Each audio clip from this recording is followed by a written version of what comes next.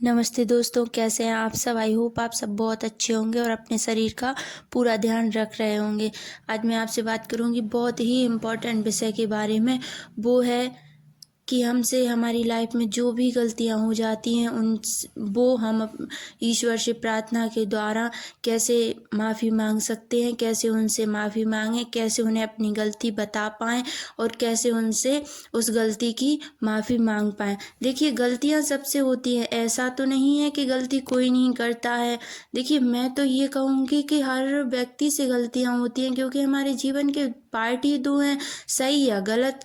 कोई इंसान अगर सही है तो वो उसने कभी ना कभी तो कोई गलती की होगी, और जो गलत है उसने कभी ना कभी कुछ अच्छा और सही भी किया होगा। इसीलिए देखिए, गलतियां इसलिए नहीं होती हैं कि इंसान गलतियां करके उन पे पछतावा ही करता रहे कि गलती हो गई, गलती हो गई।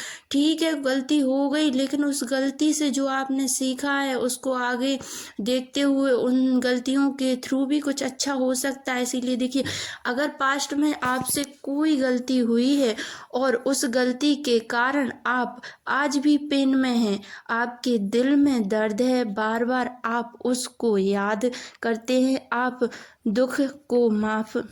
उस दुख से निकल नहीं पा रहे हैं, लाइफ में आगे नहीं बढ़ पा रहे हैं, तो आज का यह मेडिटेशन आपके लिए है।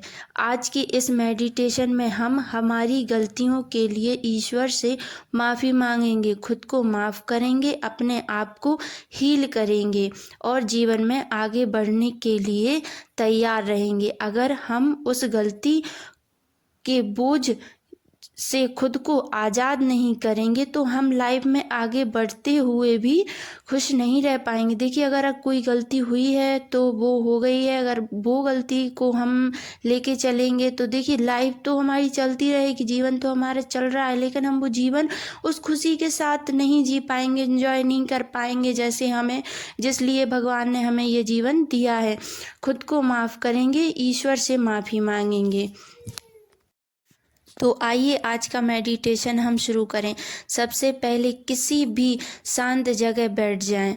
देखिए, जब कभी भी आपको शांति चाहिए या आपको ये लगे कि मुझे खुद को हील करना है या मुझे शांति का वो चाहिए, तो सबसे पहले आपको शांति वाली जगह पे ही बैठना होगा, जहाँ पे कोई शोर ना हो, ज़्यादा कोई आपसे बात ना करे।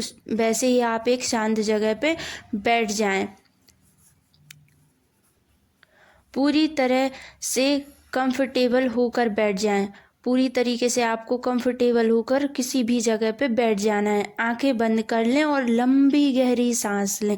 जब भी हम मेडिटेशन शुरू करते हैं तो सबसे पहले लंबी गहरी सांस लेते हैं और उस सांस को बाहर छोड़ते हैं। गहरी सांस अंदर लें और धीरे से बाहर छोड़ दें।